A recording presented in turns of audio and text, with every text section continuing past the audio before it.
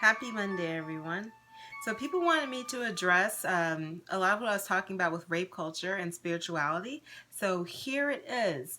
And as I talk about this, I want people to be clear. Like, this is so age old, and so what you need to understand is that the result of this is a strong paradigmic shift. You have to shift your thought patterns if you would like to grow from this, not just listen to me talk about it, but hopefully what I do say will help you along that process.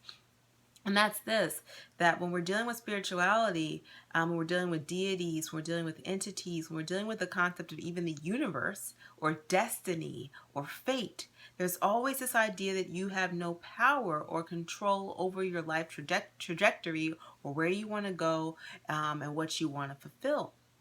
And you're often told to give your power over.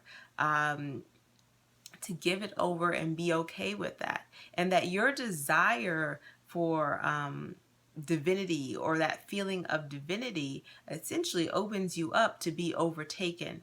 It so opens you up for you to lose control over your life, and then it tells you to be okay with that. And we get very upset about the idea of rape and rape culture and a person trying to take something away from you. But when it comes to spirituality, it's perfectly okay. It's perfectly okay because for some reason we don't see that we have the power to create something beautiful for ourselves. That we feel so weak and diminished that we can't do something great. I happened to look at the Michelle biopic, and we're looking and where she's getting beat up, by Dr. Dre and eventually abused by Suge Knight. And people want to know why she didn't leave. Well, a lot of it is that she had a lifestyle and she had a sense that they have the power to give me this kind of life. And I think after enough beatdowns and enough personal trauma, she realized, well, it wasn't worth it.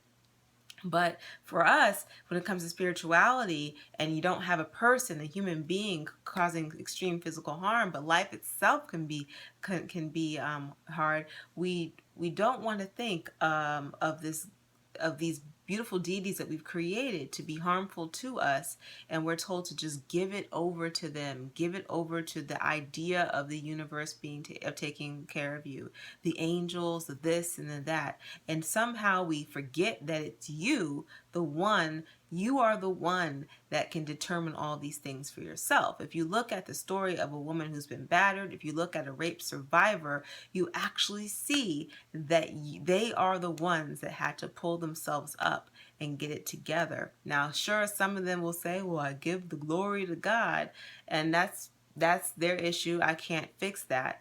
But I look at the truth of it, and the truth of it is that you got yourself together. And yes, you might have been aided and assisted, but that was because you asked for assistance, and therefore there was consent there, saying I asked for assistance and you complied when the assistance came.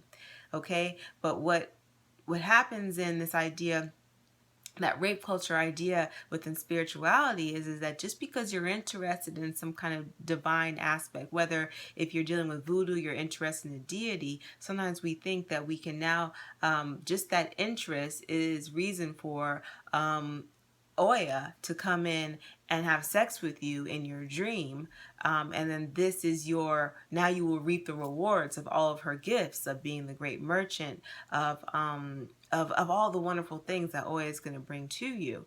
And to me, I'm saying no. You should be at a equal level to these deities, entities, whatever it is, and you can ask for what you want because you're getting to know each other. And the fun story with that is, and I bring up Oya because this is one of the deities that I wanted to know. And I remember at first beginning to work with her, I felt as almost as if she were very aggressive towards me, and something about that was off for me. And next thing you know, I stood up for myself. I said, no, that's not what this is about. And this is something that really happened in the dream world. And we had to duke it out. But in duking it out and standing up for myself, there became a different realm of relationship. And that taught me a lot about spirituality and taught me a lot about the subconscious mind. That when you propose a stronger idea and a strong idea that's within yourself, whatever you're bringing forth to you, whether it's spiritual assistance, whatever it is, it's going to be right there with you and not overtaking you. But when you decide that, you know what, I submit to this will, and you've accepted this idea that's been put out to you that you have no choice, then there's that victimhood sense. And so what I'm trying to let everyone know is that the moment you stand up for yourself, and be clear in who you are and what you stand for, you create this very strong sense of power around you. And deities, entities, or whatever, will come to you just like this. Not like this, but like this. And that's something that we have to understand. See, the rape culture concept is always about taking power and control away. And we see that in too many things. And this is why mentally we have a hard time then when it translates into the human world, and why we have such a hard time relating to each other and respecting each other. But when you stand up for yourself, you'll see that the power shift. Even if the situations change and things, you'll start to see things a lot differently. So I want people to understand that your mind, you're always in control of it in every situation, physical or non-physical. And it's up to you to dictate how those relationships are going to go. Okay? So consent is a must no matter what. So why don't you look up consent and see how that applies to your spiritual life, okay? Whether you're talking about the universe, or whether you're talking about source, whether you're talking about a deity, the concept of God, doesn't matter what it is there consent there? Are you willingly allowing yourself to be in union, or are you saying that you, just because of your interest, that you now should be taken over against your will? Be clear about that. All right. Happy Monday, everyone. Okay.